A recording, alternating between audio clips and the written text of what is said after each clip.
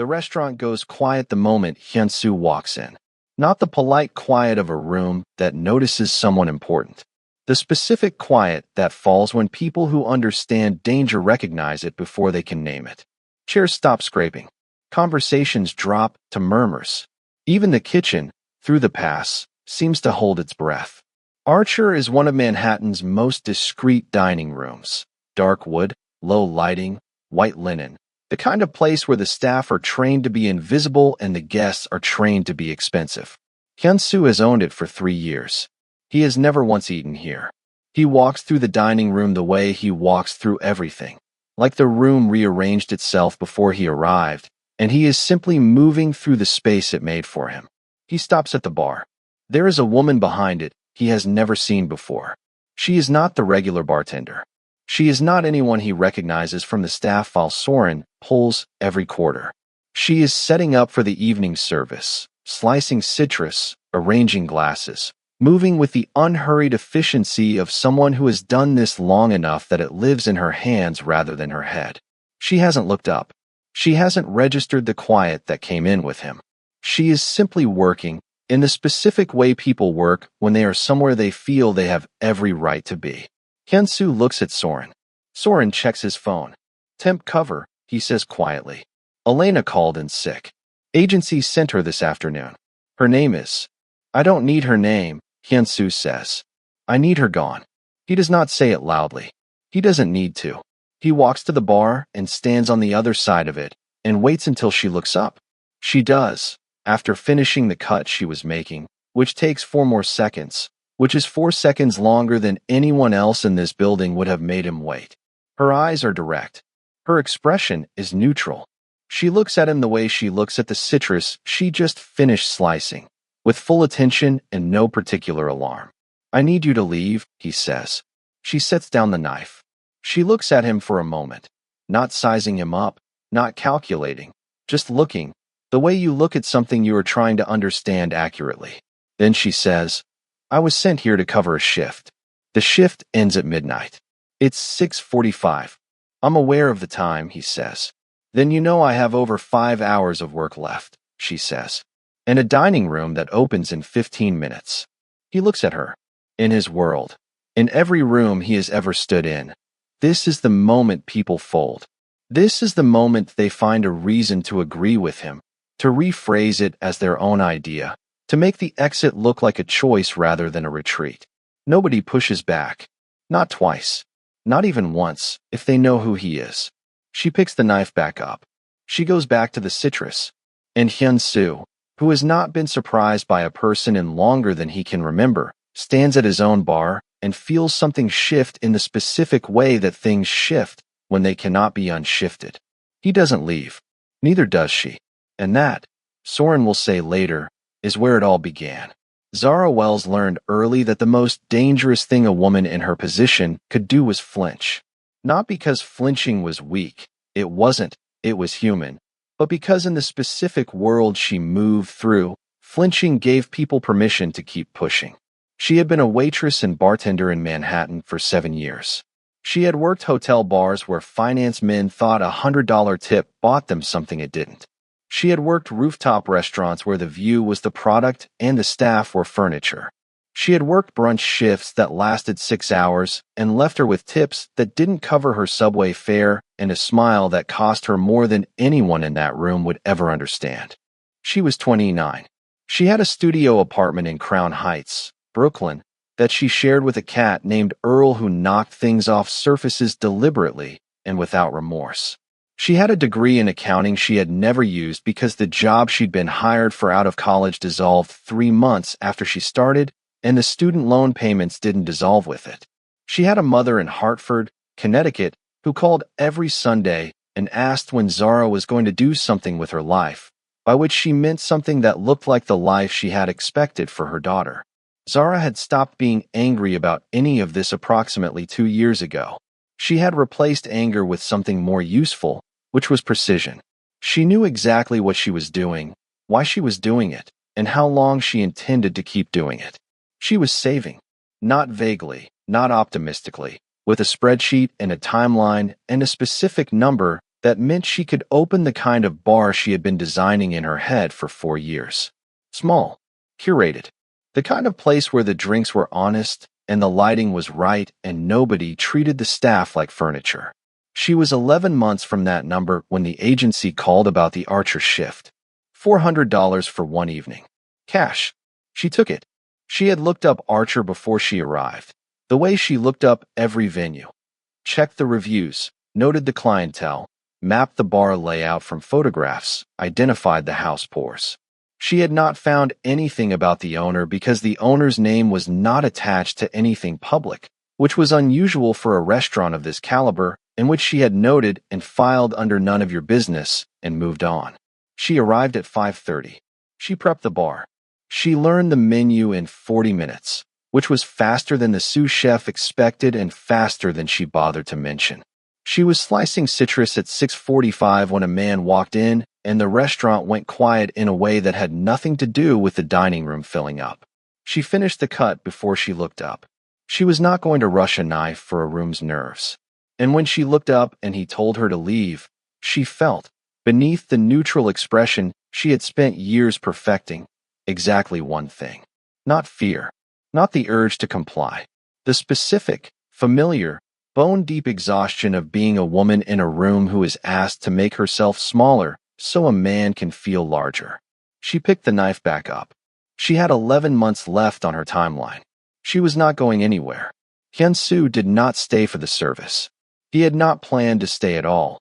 He had come to Archer to collect a document from the restaurant's safe that he preferred not to have delivered, and the woman behind the bar was a complication he had not anticipated and would have resolved in 30 seconds with anyone else.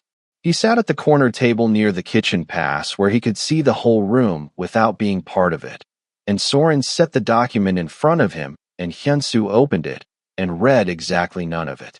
He watched her work instead. She was good. That was the first honest assessment. She was simply very good at what she was doing. She remembered every order without writing most of them down. She knew when a glass needed refilling before the person sitting in front of it knew. She moved through the bar with the kind of economy that comes from years of doing something in small spaces. No wasted movement, no unnecessary reach. Everything exactly where it needed to be before she needed it. Jade, the regular waitress working the floor, came to the bar 3 times in the first hour, and each time Zara had the order ready before Jade finished asking. The dining room that had gone quiet when he walked in had warmed up again. People were laughing. A couple near the window looked like they were having the best night of their month. The man at table 4 had ordered a second drink 20 minutes earlier than people usually ordered second drinks, which meant something about the pour or the conversation was doing something right. Hyun-soo looked at the document in front of him. He looked back at the bar. Soren was watching him the way Soren always watched him when something was happening that Soren did not yet have language for. He said nothing because he had worked beside Hyun-soo for 8 years and he understood that certain silences were not invitations. At 9:15, a man at the bar became difficult. Not violently, just in the specific way that men who have had 3 drinks and feel overlooked become difficult. He clicked his fingers twice. He said something to Zara that Hyun-soo could not hear from across the room. What he could see was her expression. It did not change. She set the drink she was making down on the mat in front of the man, looked at him with the same level directness she had turned on Hyun-soo 3 hours earlier, and said something that made the man pick up his drink, straighten his jacket, and face forward without another word. Hyun-soo looked at Soren. What did she say to him? Soren almost smiled. She told him the bar was not a place for that kind of conversation, and that she'd be happy to call him a car if the evening wasn't going the way he'd hoped. Hyun-soo looked back at the bar. She was already making the next order. She had not looked in his direction once since 6:45. He folded the document. He put it in his jacket. He ordered a drink. Chairman Jean called at 10:47 that night. Hyun-soo was still at the corner table. He stepped outside to take the call, onto the narrow side street where Archer's kitchen exhaust hummed and the city smelled of November and cold stone, and listened to his father's voice the way he had been listening to it since he was old enough to understand what it meant when that voice used that particular tone. Chairman Jean did not ask questions. He stated things. He stated that the Flushing negotiation needed to close before the end of the month. He stated that the Washington contacts were becoming impatient. He stated that Hyunsu's presence at a dinner in 2 weeks was not optional. He stated all of this in the measured cadence of a man who has never once in his life needed to raise his voice to be obeyed. And then he was finished, and the call ended, and Hyunsu stood on the side street and felt the familiar weight of his father's world settle back across his shoulders like a coat he had been wearing so long he sometimes forgot it wasn't his own skin. He was 34 years old. He had been running the New York operation since he was 27. He had never wanted it. That was the fact nobody in his world was permitted to say out loud, least of all him. He had grown up watching his father build something that consumed everyone it touched, that made men powerful and then made them hollow, that required a specific kind of person to maintain and produced a specific kind of person in the maintaining. He had become that person with such efficiency that some days he could not remember who he had been before. He went back inside. She was clearing the bar for the end of service. It was nearly midnight. The dining room was emptying, couples settling bills, the kitchen going quiet in stages. She was washing glasses with the same focused attention she had brought to every other task, and the bar looked exactly as it had at 6:30, as if the whole evening had passed through it without leaving a mark. He sat back down at the corner table. Soren raised his eyebrows, said nothing. At midnight exactly, Zura untied her apron. She folded it on the bar. She said something to Jade that made Jade laugh, a real laugh, quick and unguarded. She picked up her bag from the shelf under the bar. She looked around the dining room once, checking, the way professionals check, making sure everything was in order before she left it. Her eyes passed over his corner table the way they passed over everything else in the room, with full attention and no particular weight. She walked to the door. She did not look back. Hyunsu sat in the corner of his own restaurant and understood, with a clarity that was almost uncomfortable, that the most dangerous thing that had happened to him this year had nothing to do with Washington or Flushing or his father's phone calls. He called the agency in the morning. Soren made the call, the way Soren made all calls that needed to be untraceable to Hyunsu's direct line, and the message was simple. The cover worked well. Send her again if Elena is unavailable. It was phrased as an operational decision. It was filed under staffing. Neither of them said anything about it once the call was done. Elena was unavailable the following Thursday. Zara arrived at 5:30. Same time. She prepped the bar with the same systematic focus. Checked the stock, noted the gaps, reorganized 2 things that the daytime bar back had put back in the wrong place. She did not seem surprised to be back. She did not seem particularly pleased either.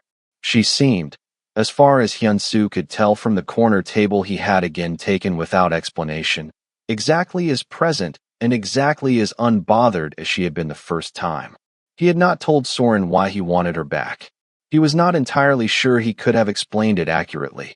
What he knew was this: in a world built entirely on performance, on reading people, calculating their motivations, anticipating the gap between what they presented and what they actually wanted, she was the first person he had encountered in years who seemed to be presenting nothing, not hiding something, not performing confidence, not managing his impression of her, simply existing in a room with the full, grounded ease of someone who has nothing to prove and has made a private and permanent peace with that fact. It was, in a world of mirrors, like finding something that cast an actual shadow. Jade noticed on the second Thursday. She said nothing to Zara. Jade was perceptive in the specific way people who work restaurant floors become perceptive, which is to say she noticed everything and disclosed selectively. But she mentioned it to the kitchen manager the following morning, and the kitchen manager mentioned it to nobody, because in this particular restaurant, discretion was not a policy. It was a survival instinct. On the third Thursday, Zara looked up from the bar at 9 o'clock and found Hyunsu standing on the other side of it. Not sitting at the corner table, standing at the bar. He had not ordered anything. He was simply there, in the way that he was always simply there, fully present, completely still, taking up exactly the space he occupied and not performing any of it. She looked at him. Drink, she said. Water, he said. She poured it. She set it in front of him. She went back to the order she was making. He drank the water. He stayed for 40 minutes. He left without saying anything else. But the water glass, Jade noticed when she came to clear the bar later, had been moved. Not far. Just slightly. The way you move something you have been holding without meaning to hold it. Jade picked it up and said nothing and thought quite a lot. By the fourth Thursday, Zara had made a decision. Not about him.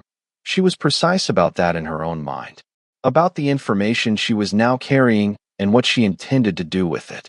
She knew who Hyunsu was. She had known since the second week. A combination of things she had overheard, things Jade had said carefully without saying directly, and a single search on her phone in the subway home that had returned results thin enough to be deliberate and alarming enough to be sufficient. She knew what his name meant in this city. She knew what the quiet that entered rooms with him actually was. She had not run. She had also not been naive about the reason. She examined it the way she examined everything, without flinching, without flattery. He had not threatened her. He had not leveraged anything. He came to his own restaurant on Thursday evenings, sat in a corner, drank water at the bar for 40 minutes, and left. That was the sum of his behavior, and it was, by any honest accounting, less troubling than half the men who sat on the other side of her bar and thought their money gave them rights it didn't. What she had not anticipated was the conversation. It started on the fourth Thursday, at 9:20, when he came to the bar and she poured the water without being asked, and he said, "How long have you been doing this?" She looked at him. 7 years. In New York? All of it. He was quiet for a moment. You don't seem like someone who planned to be here this long. She set down the glass she was drying. She looked at him directly. What does that person look like? He thought about it. Actually thought. Not the pause people use when they want to seem considered, but the pause of someone genuinely running the question through. Like someone with a plan that involves a different room, he said. She almost smiled. She did not let herself. 11 months, she said.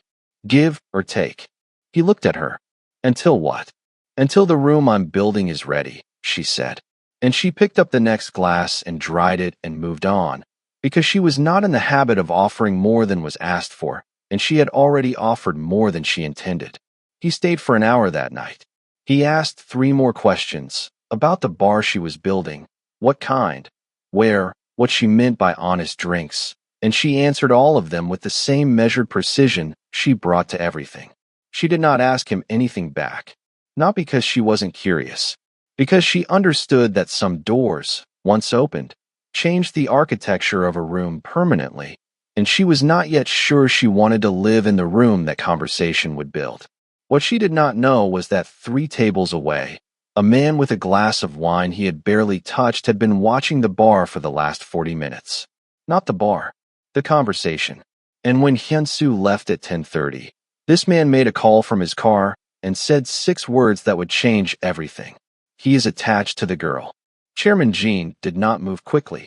That was his particular power, the patience of a man who understood that timing was not about speed, but about the exact right moment, and that the exact right moment was always the one when the other person believed they were safe.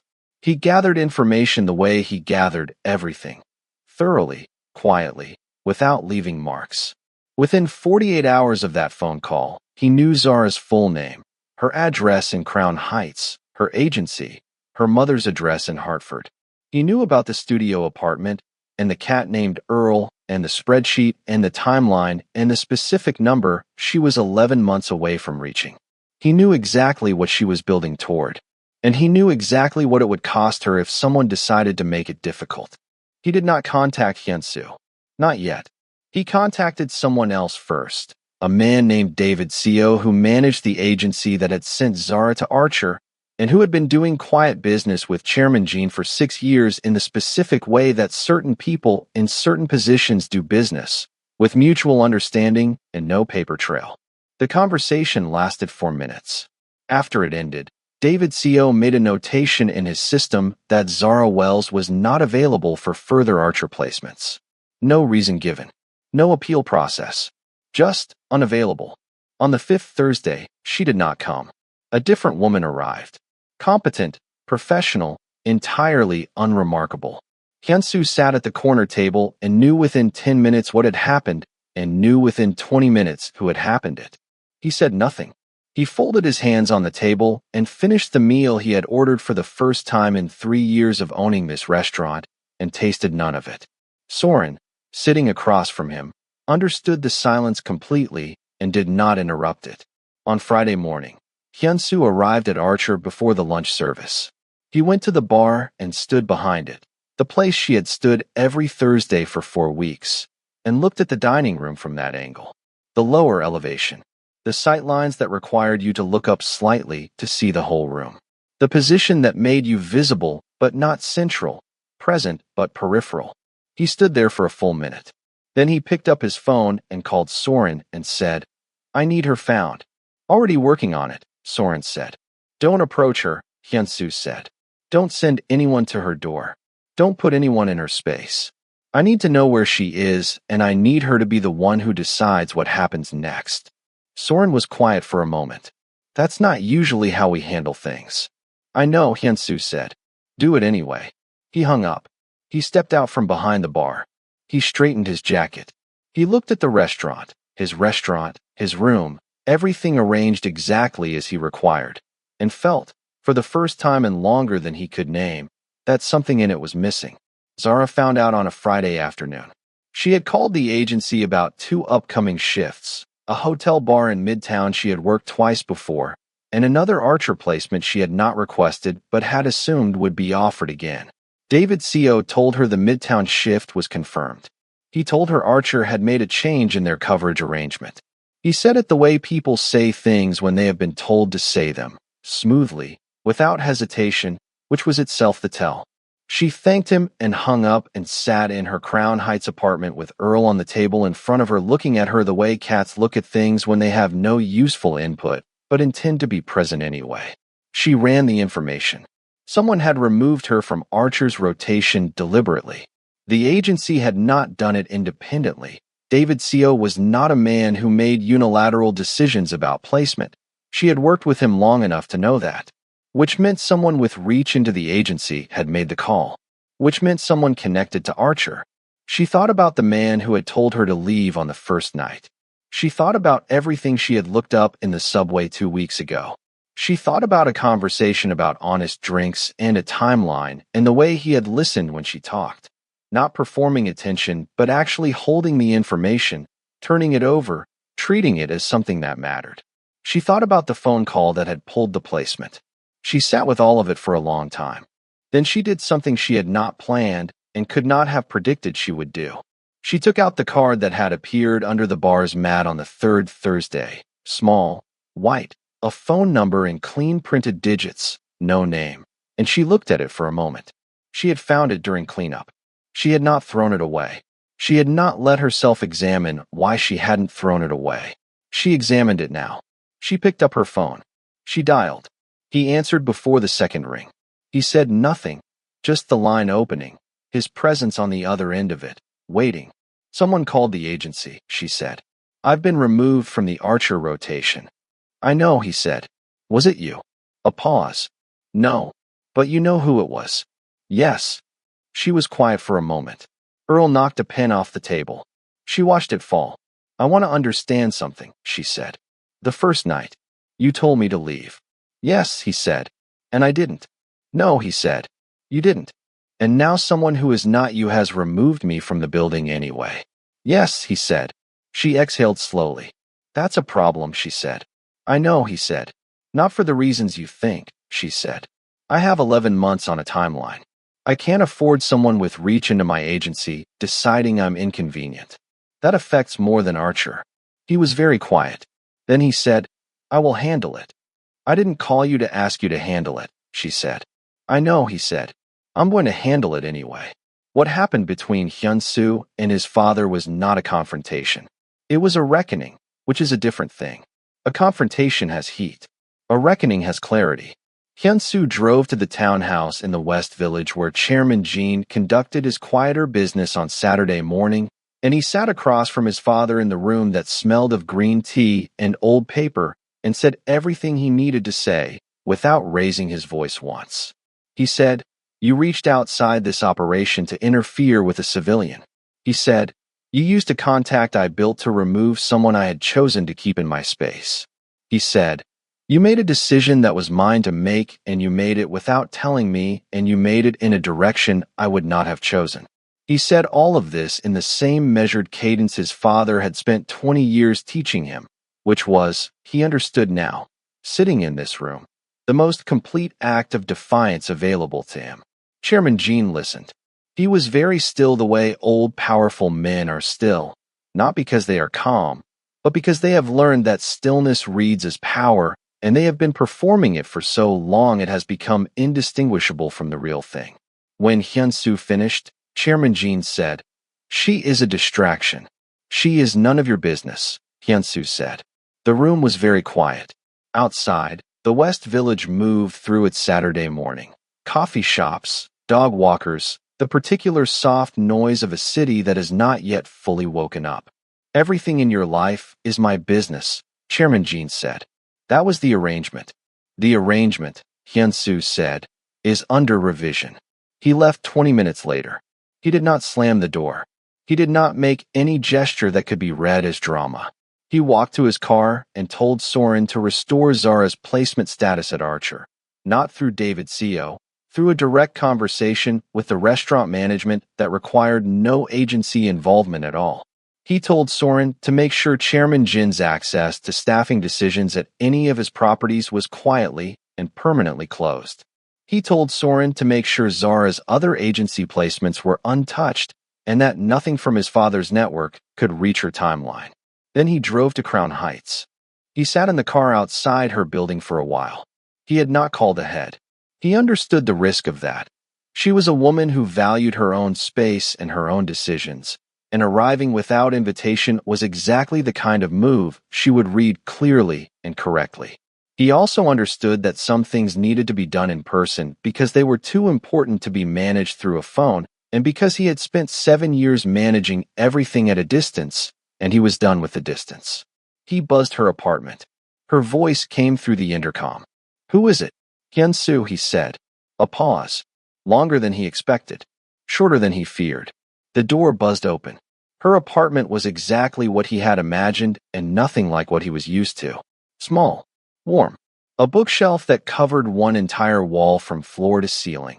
Packed in the way bookshelves get packed when the person filling them has been doing it for years without apology. Plants on every windowsill. A drafting table in the corner covered with drawings and notes, and a large piece of paper that looked like a floor plan. Earl regarded him from the kitchen counter with the profound indifference of a creature who has decided that guests are not his department. She was standing in the middle of the room with her arms crossed, not defensively, just the way people stand when they are containing something they have not yet decided how to release. She was in the specific outfit of a person's Saturday morning. Old sweater, no shoes, her hair loose in a way he had not seen before. She looked, in this room, completely and entirely herself. Not the composed professional behind the bar. Not the woman with the level gaze and the neutral expression. Just her, in her space, on her terms. He looked at the floor plan on the drafting table. Is that the bar? He said. Yes, she said. He walked over to it. He looked at it properly, the layout, the flow, the placement of the bar itself in relation to the seating, the note in the corner about lighting. He looked at it the way she had looked at the citrus on the first night, with full attention and no performance. The bar is too central, he said. She looked at him. I know, she said. I keep moving it. He looked at her. She looked back. And something passed between them in the small, warm apartment on a Saturday morning in Crown Heights. Not a declaration, not a performance. Just the specific recognition between two people who have been paying close attention to each other for weeks and have run out of reasons to pretend they haven't. My father will not interfere again, he said. Your agency is clear. Your placements are protected. Your timeline is yours. She was quiet for a moment. I didn't ask you to fix it, she said. I know, he said. Some things I'm going to do anyway. That's going to be a recurring issue, she said. Probably, he said. She looked at him for a long moment. Then she looked at the floor plan. Then she looked at him again. There's coffee, she said. It's on the counter. He found the counter. He found the cups. He poured two without asking which one was hers because he had spent enough Thursday evenings watching her to know which hand she favored and which side of the bar she always moved to when she needed a moment to think. He handed her the right cup. She took it without comment. But the corner of her mouth did something small and involuntary that she did not control in time. And he saw it. And he said nothing. And he sat down at the drafting table and looked at the floor plan and said, "The bar should go here." He pointed. "Better sight lines. Natural flow from the entrance. People will settle faster." She came and stood beside him. She looked at where he was pointing. "I know," she said quietly. "I just wasn't ready to commit to it." He looked up at her. She was looking at the floor plan, not at him, but her shoulder was 3 inches from his and the apartment was warm and outside Brooklyn moved through its Saturday unhurried and completely unbothered by two people standing over a floor plan finally deciding where things should go. "Sometimes," he said, "the right answer is the one you already know." She looked at him then. Really looked. The same look she had given him on the very first night. Direct, level, assessing him accurately and without alarm. And this time she let herself smile. Not wide, not performed, just real, the way things are real when they have been earned. "You told me to leave," she said. "I know," he said. "First thing you ever said to me." "I know," he said. "And I didn't," she said. He looked at her. "No," he said. "You didn't." She picked up her coffee. She looked at the floor plan. She took the pencil from the table and moved the bar, one clean line, decisive, the position he had pointed to, and stepped back and looked at it. "Better," she said. "Yes," he said. Outside, New York did what New York always does, moved, relentlessly, loudly, without pausing for anyone. But inside a small, warm apartment in Crown Heights, something had been decided. Not dramatically, not with noise. The way real things get decided, quietly, between two people who have finally stopped pretending they don't already know. If this story found you, subscribe and turn on your notifications, because the next one is already written and waiting. Drop a comment and tell me, which moment stopped you? Was it the first night when she picked the knife back up, the water glass that moved, or the floor plan and where the bar should go? And tell me this, should the next story be Jade's? Because she watched every Thursday and said nothing and has been carrying something of her own for a long time. Or should we find out what Chairman Gene was really protecting and what revision of the arrangement is going to cost him? You decide. I'll be here.